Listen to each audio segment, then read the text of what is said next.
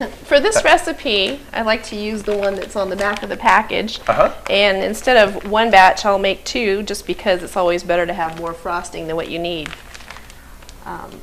In the mixer, I've got 2 cups of softened butter that I've whipped until they're soft. And then I'm going to add the packaged powdered sugar, the whole bag. Okay, so a whole bag of powdered sugar.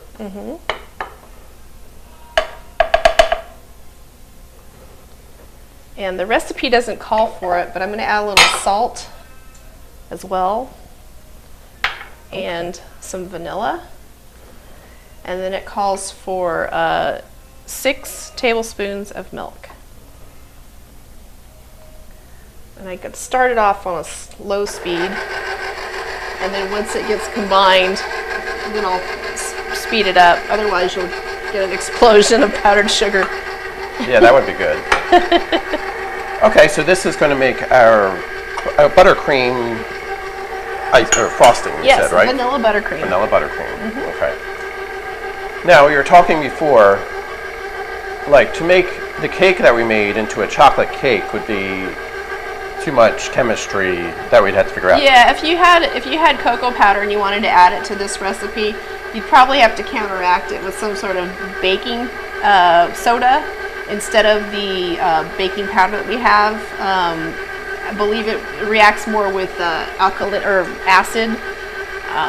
But you could potentially be more creative with your icing or your frosting. Yes, instead, you could right? Definitely, we could definitely add cocoa powder to the frosting if we wanted to make chocolate frosting. Right. Well, I like your idea. Excuse me, where you're talking about the jelly. Adding that in, that'd be kind of cool too. Yeah. Now we have 3 layers of cake. So it's not just going to be the outside of the cake that gets the frosting. You're going to actually put the layers in there. Is that correct? Correct. Is that simply for flavoring, or is that also to help the cake not move? It keeps it moist, Binding. and it's for flavoring, and also for show. Okay. Yeah. And there we go.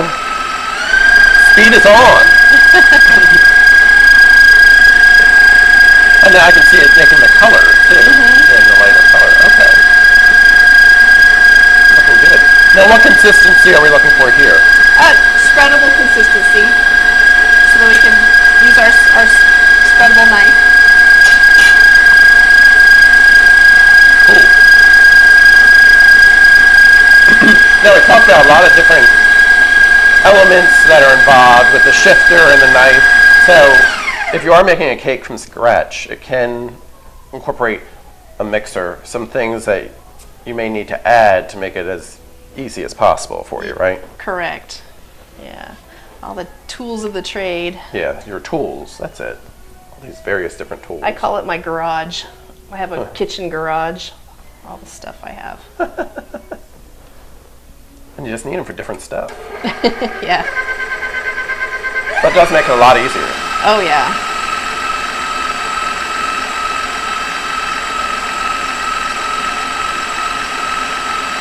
Because I guess if you didn't use your mixer and did more stuff athletically, you could eat more cake. True. Then we're working off the calories. Yeah, exactly. But here we go. Here's kind of the consistency we're looking for right here. Okay. Terrific. Looks good. Right. Put that over. Thank you. Got it. Put that over here too.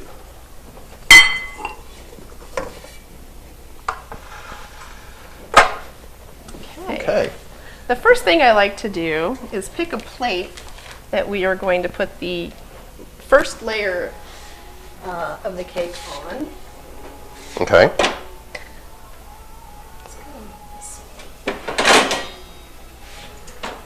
Ah, fancy. I use a little glass plate. A lot of people have the cardboard circles, but we're going to do home style cake, so I'll just do a plain old cake right here. And then I like to overfrost. Okay. Overfrost. So you do them one at a time. Let me get my Probably should put on the bottom here. A little bit on the bottom, keep from spreading around. Okay. Huh. It's kind of like your own little glue. Yeah. But it's all edible. Yeah. Okay. And this is strictly up to your choice as to how much? Yeah, I kind of just eyeball it. I save the frosting for the top of the cake just because you can fix any mistakes if they happen and patch up things. So. Okay. Now, my favorite part of the cake is the frosting. The only reason to eat a cake is to have frosting, in my opinion. And on these layers, I go a little bit overboard with the frosting just so that I have some to spread out to the edges. Okay. Looks good. And it's okay if it overflows on the side. Because you're going to dress it up later anyway. Exactly. This cake is really easy to work with. It's solid. It's not very. It is pretty sturdy.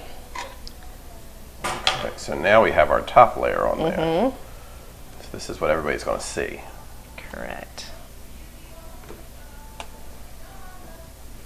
And I go heavy on the top just because you want to make enough so you can frost the sides. Okay, so, and you want to frost from the top down.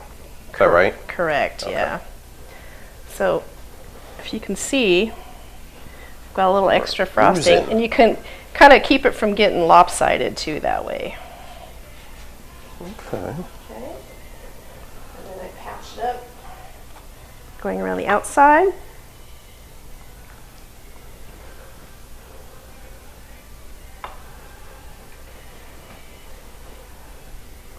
It's looking good.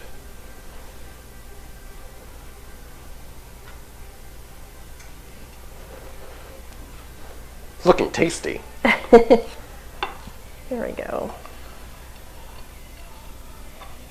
And there's all kinds of turntable gadgets you can get if you really want to get into some professional frosting.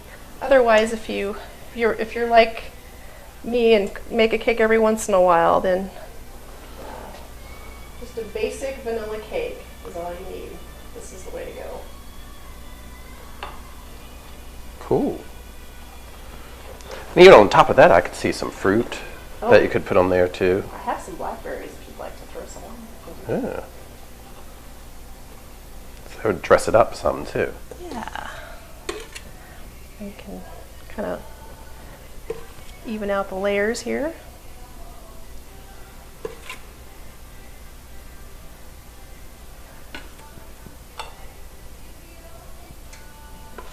A little bit more, the patching.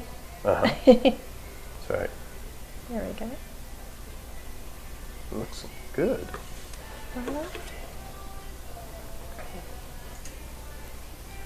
And if you wanted to clean the edges of the plate,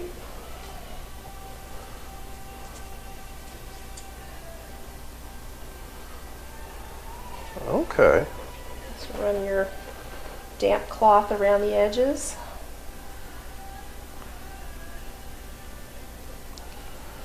And this is our 1, 2, 3, 4 yellow cake with our buttercream frosting. Vanilla buttercream frosting, right? Yes. Wow, looks good. Right on. Good job. All right.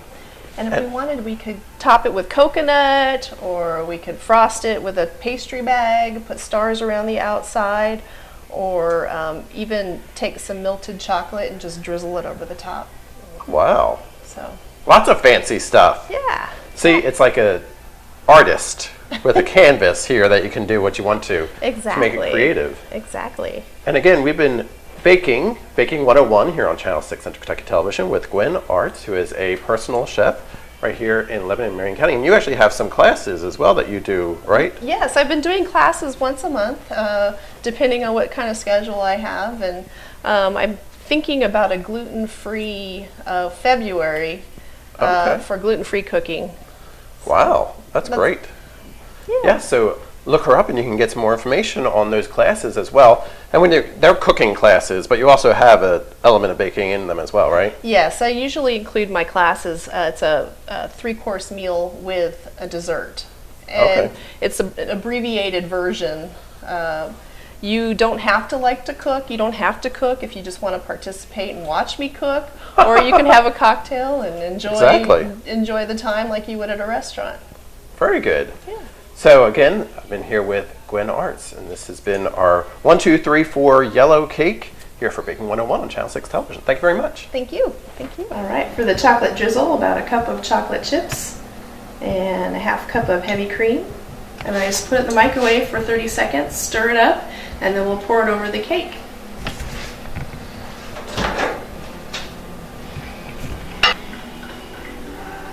Yeah, it's starting to cool a little bit. And you can use a spoon and just kind of ladle it, or you can pour it in the middle. And just kind of let it run over the sides.